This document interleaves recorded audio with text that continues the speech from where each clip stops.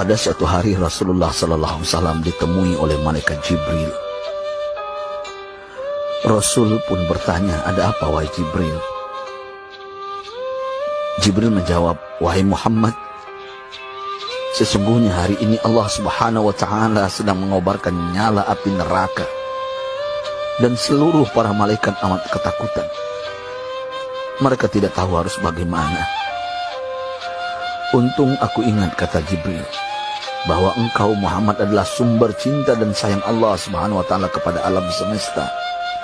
Dengan alasan itu aku kesini, bertabaruk mengambil berkah dengan cinta Allah kepada dirimu, ya Rasulullah, ya Muhammad." Rasulullah terdiam beberapa saat, kemudian bertanya lagi, "Wahai Jibril, ceritakan padaku bagaimana neraka itu sesungguhnya." Jibril menjawab, "Wahai Muhammad, neraka itu bagaikan lubang-lubang yang terdiri dari 7 tingkat. Jarak antara satu lubang dengan yang lain ialah perjalanan 70 tahun. Lubang paling bawah adalah lubang yang paling panas." Nabi SAW meneruskan pertanyaannya, "Lalu siapakah penghuni lubang-lubang neraka itu, wahai Jibril? Sampaikan kepadaku, Jibril." Jibril menjawab, "Lubang yang paling bawah diciptakan untuk orang-orang munafik.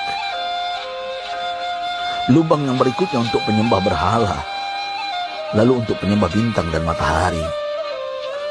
Jibril terus menerangkan penghuni tingkatan neraka hingga lubang yang kelima, tempat umat Yahudi, dan yang keenam dihuni oleh umat Nasrani. Setelah menjelaskan penghuni 6 tingkatan neraka, Jibril diam cukup lama.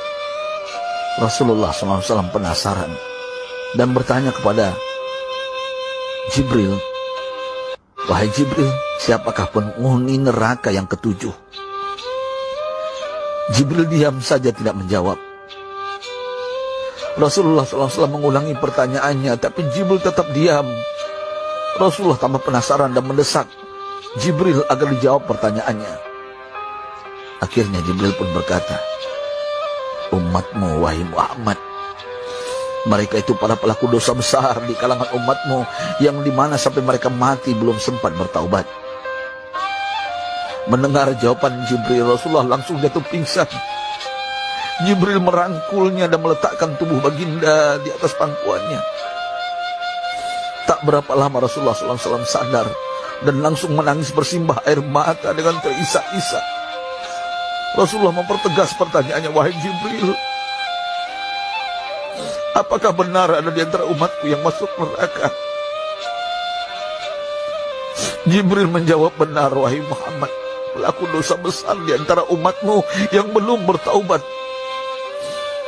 Setelah itu Rasulullah menghadap kiblat dan sujud kepada Allah dalam isak tangisnya. Sesekali dengan suara pelan beliau membisikkan kata-kata, "Ummati ya Rabb, ummati, ummati, ummati." Beliau SAW tidak mengangkat kepalanya dalam keadaan seperti itu selama 3 hari 3 malam, kecuali setiap Bilal bin Rabah mengumandangkan azan, barulah beliau bangkit untuk menjadi imam, dan setelah itu kembali sujud lagi. Pada hari ketiga Abu Bakar menyadari hal ini, beliau mengetuk pintu Rasulullah dan mengucapkan salam 3 kali, namun tidak terdengar jawaban. Abu Bakar sedih dan berseru di hadapan pintu Nabi besar Muhammad SAW, "Apakah ada jalan untuk masuk ke rumahmu ya Rasulullah?" Tetap tidak ada jawaban. Di jalan Abu Bakar bertemu sahabat Umar. "Mengapa engkau menangis, wahai Abu Bakar?" kata Umar. Abu Bakar menceritakan keadaan Rasulullah SAW. Maka Umar pun melangkah menuju rumah Rasulullah dan terjadilah hal yang sama. Umar pun pulang dan menangis. Di jalan Umar bertemu sahabat Salman Al-Farisi. Dengan terisak Umar bercerita kepada Salman hingga membuat dia amat sedih, namun tidak berani mengulangi hal yang sama. Salman melangkah menuju rumah Fatimah radhiyallahu anha dan menceritakan hal itu. Setengah berlari Fatimah menuju rumah ayah tercinta dan mengetuk pintu sambil mengucapkan salam. Mendengar suara lembut putri tercinta, sejuklah dada Rasulullah. Beliau bangkit dari sujud dan membuka pintu. Alangkah terkejutnya Fatimah melihat Rasulullah, ayah tercinta, amat kurus dan pucat. Fatimah memeluknya lalu menangis. Wahai ayah, apa yang terjadi? Mengapa engkau amat sedih seperti ini? Rasulullah kembali menangis dan berkata dengan suara lirih, wahai Fatimah, belahan jiwa aku.